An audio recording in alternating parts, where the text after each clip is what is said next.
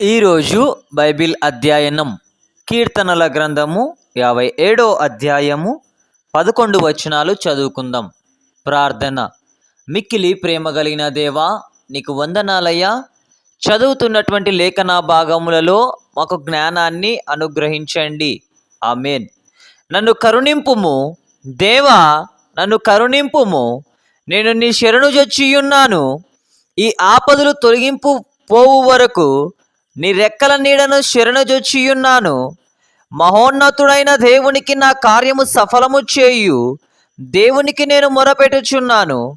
ఆయన ఆకాశము నుండి ఆజ్ఞ ఇచ్చి నన్ను రక్షించును. నన్ను మృంగగోరు వారు దూషణలు పలుకున్నప్పుడు దేవుడు తన కృపా సత్యములను పంపును.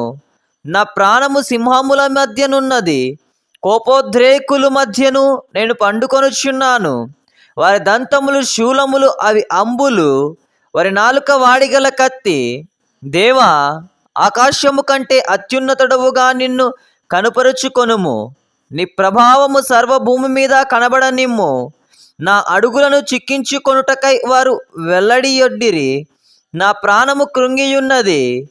నా ఎదుట గుంట త్రవ్వి దానిలో తామే పడిరి. నా హృదయము నిబ్బరముగా ఉన్నది. దేవా, నా హృదయము నిబ్బరముగానున్నది. నేను పాడుచూ స్తుతిగానము చేసేదను.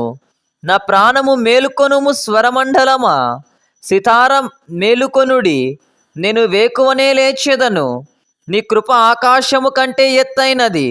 నీ సత్యము మేఘ మండలము వరకు వ్యాపించియున్నది. ప్రభువా, జనములలో నీకు కృతజ్ఞతాస్తుతులు నేను చెల్లించేదను.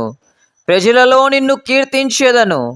దేవా, ఆకాశము కంటే అత్యున్నతుడవుగా నిన్ను కనుపరుచుకొనుము. నీ ప్రభావము సర్వభూమి మీద కనబడనిమ్ము. ఆమేన్. చివరి ప్రార్థన. మిక్కిలి ప్రేమ కలిగిన దేవా, నీకు వందనాలయ్యా. చదవబడినటువంటి లేఖనములు మాకు గుర్తుకునే సహాయము జరిగించండి. ఆమేన్.